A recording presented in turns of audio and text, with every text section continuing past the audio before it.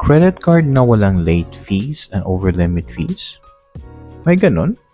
Well, stay tuned to find out.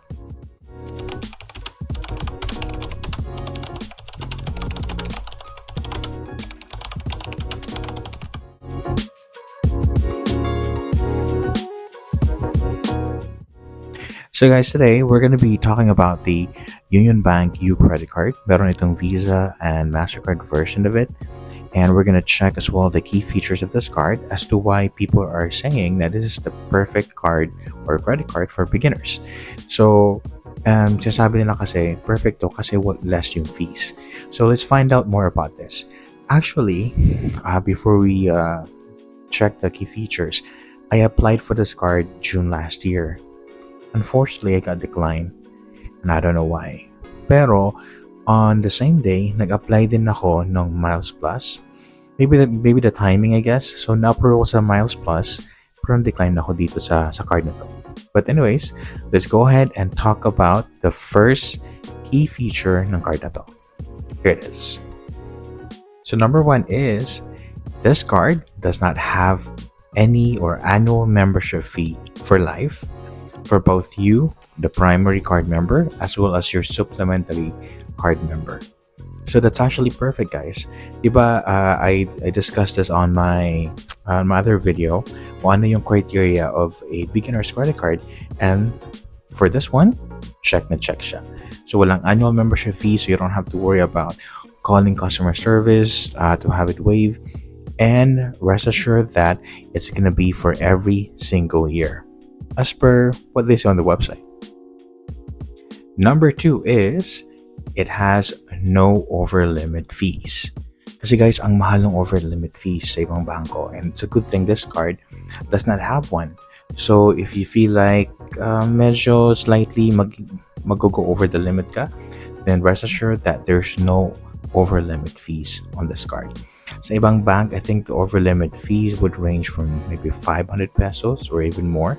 So it's a good thing that this card has this feature. But guys, just a reminder, hindi pa rin tama na mag-over the limit fees. Kasi guys, it's gonna impact your credit utilization. So it's important that you still use the card within your means. So that's number two. Number three is, no late fees. Actually, dapat hindi to maging key features eh. But anyways, in the event that somehow you unintentionally make a late payment, or things happen, stuff happens, hindi mo mabayaran on time, with this card, automatically na we-waive yung standard na late fees. So, which is in a way beneficial for you. But then again, it's important that you have to make sure that you make your account, your credit card status in good standing as soon as you can. At least pay the minimum amount due para bumalik siya sa good standing status. Kasi guys, it's never good to be late with your payments kasi magre-reflect yan sa credit report mo. So that's number three. Next key feature ng card na to is the 10% interest back. So in the event that you can't pay in full, and you pay only the minimum, make sure that you pay it on or before the due date para magkaroon ka ng 10% interest back. And the interest back will be reflected on your next month's bill. So that's how it works. That's number four. So guys, just a clarification. So yung late fee is billed when you don't make your payment on time. It's a good thing that with this card, waive yung late fees. Yung interest charge naman is billed when you only pay the minimum and not the full balance. So that's how it works. Alright, so those are the key features ng card na to. And of course, you get the default perks and benefits of using or having a UnionBank credit card. So maybe you're asking, asan yung rewards? Guys, walang rewards yung card na to. So it's pretty basic. So right now, let's go ahead and talk about yung qualification, yung mga fees ng card na to. So here it is. Now, since part of the key features ng card na to is the 10% interest back, magkano ba yung interest? So yung interest rate ng card na to is 3%. Yung cash advance fee is 200 pesos, which is, I believe, default na, or nakakap naman siya at 200 even with other banks. Cash advance monthly effective interest rate is 3.4%. Of course, no late fees, no over limit fees, foreign transaction fees. So if you plan on traveling abroad and using this card overseas, then it's 2.52% service from UnionBank and 1% assessment fee from Visa if you choose to have the UnionBank U Visa Platinum. Card replacement fee is 400 pesos per replacement card. So the biggest question is, how much is the annual income requirement ng card na to? Well, the annual income requirement is 180,000 pesos. So that's how basic this card is. So this credit card is actually ideal for everyday shopping as well as for our recurring billing payments such as electric bills, water bills, internet or postpaid or any other utilities that accepts credit card payment. Kasi, di ba may mga times na nangyayari yung mga bagay na hindi natin na inaasahan. So, good thing that this card offers such key features which would mean that walang extra cost for you in, eventually. Siguro minimal cost lang siya. Like for example, if you pay the minimum, then of course, magbabayad ka pa rin ng interest, pero at least may 10% interest back ka. With the over limit fees as well as the late fees and no annual fees, those are really, really good features. But then, we have to make sure that first, we pay on time.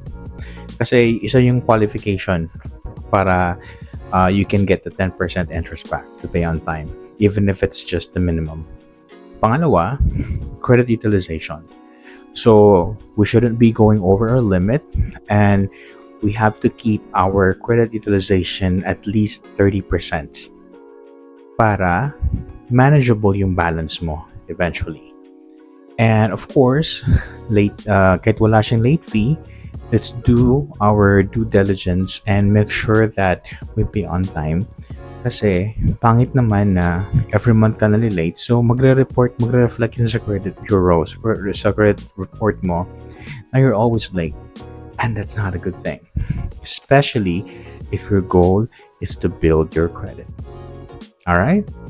Another thing as well is adding supplementary card members, which is a good thing. Since walang annual membership fee sa primary, then it's a good thing that you can add people to your account to help you build your credit. Kung medyo mataas naman yung credit limit mo, so I guess that's ideal. Pero kung ang credit limit mo lang naman is 20,000 or 30,000, then might as well start building your credit first.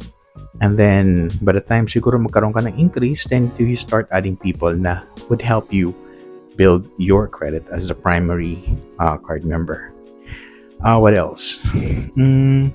Although wala siyang reward, still maganda pa rin yung card. Yung design ng card, maganda din. Sobrang cool, hindi siya pipitsugin kahit na wala siyang mga fees. So maganda yung unit design, especially yung kulay black.